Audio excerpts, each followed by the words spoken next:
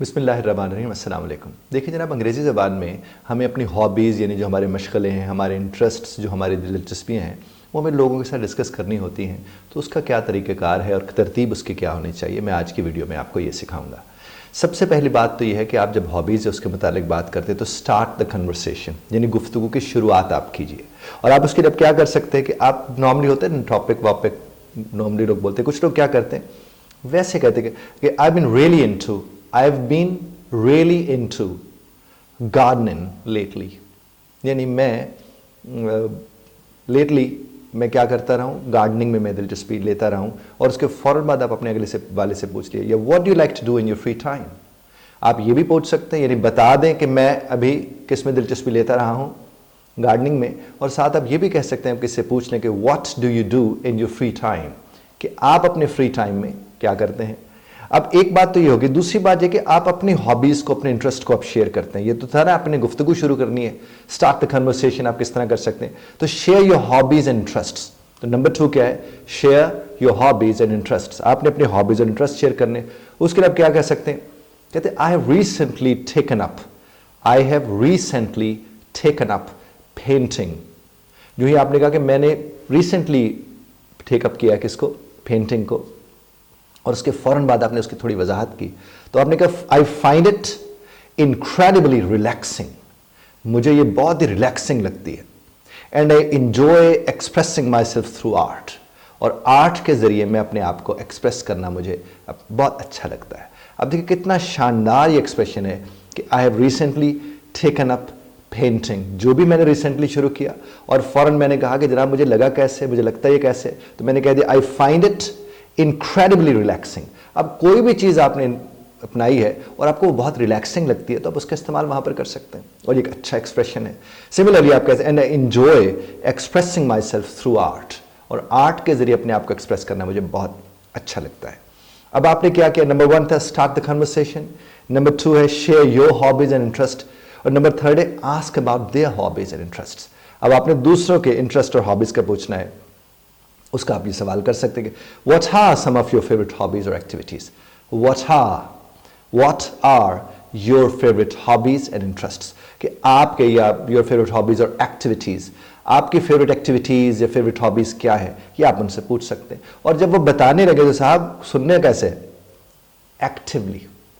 Actively उसे सुनना है। नंबर 4 क्या हो जाएगा, लिसन एक्टिवली, क्योंकि जब कोई अपनी हॉबीज बता रहा होता है बड़ा इंटरेस्ट उसमें ले रहा होता है, और जब आप उसकी हॉबी को सुन रहे हैं तो आप क्या कह सकते हैं, that sounds fascinating, that sounds incredible, that sounds great, that sounds wonderful. यानी सुन के ये तो कमाल की शय है यार, ये तो बहुत कमाल की शय है, आप ये कह सकते हैं। और उसके बाद how did you get started with that, how did you get started with that, आपने शुरुआत कैसे की, या इसमें आपकी दिलचस्पी कहाँ से हुई।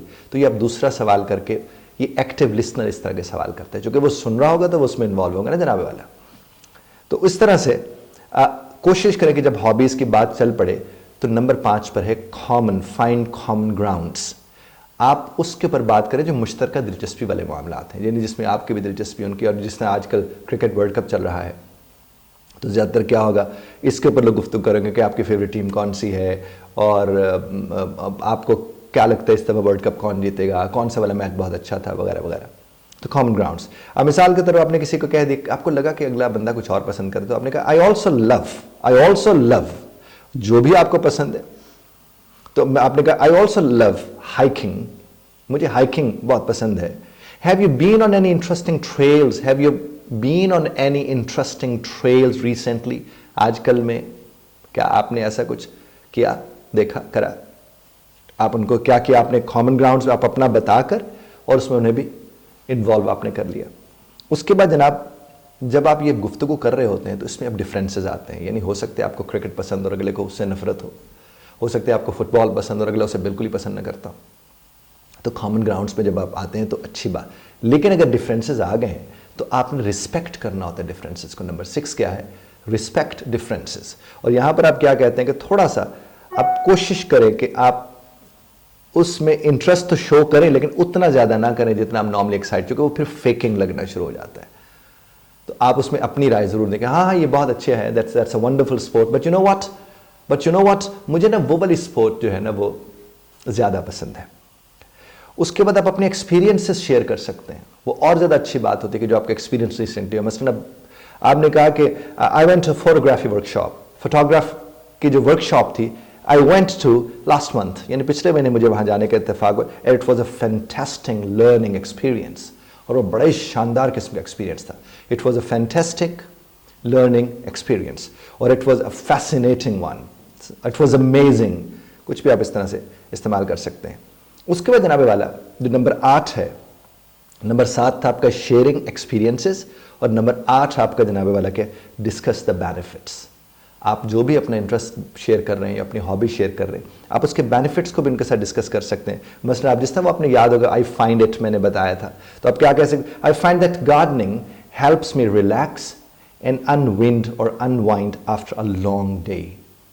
एक लंबे दिन के बाद अच्छा रिलैक्स करने का मौका मिलता है, तो मुझे ये बहुत गार्डनिंग हेल्पिंग लगता है इस हवाले से। उसके बाद ये है कि आप जब किसी की हॉबीज़ की बात करो तो नंबर 9 के आस्क फॉर रिकमेंडेशंस, आप उनसे रिकमेंडेशन, देखिए कितनी शानदार गुफ्तगू होगी अगर इस तरतीब के साथ हो रही होगी। आस्क फॉर रिकमेंडेशंस, तो if you interested in trying something new, तो आप कुछ नया करना चाह रहे हो, you simply can ask for recommendations. आप उसमें आप कैसे कह सकते, I've also wanted to try cooking, आपने जो ही आपका, I've also wanted to try cooking more exotic dishes, यानी मेरा था कि मैं बड़ी शानदार किस्म के डिशेस भी बनाऊँ, मैं उसमें भी दिलचस्पी थी। Do you have any favorite recipes or cookbooks to recommend? Do you have any favorite recipes और cookbooks? क्या आपके पास कोई ऐसी favorite recipes है या cookbooks है जिसको आप मुझे रेफर कर सकें, रेकमेंड कर सकें कि मैं उनसे और ज़्यादा बेहतर कर सकूं?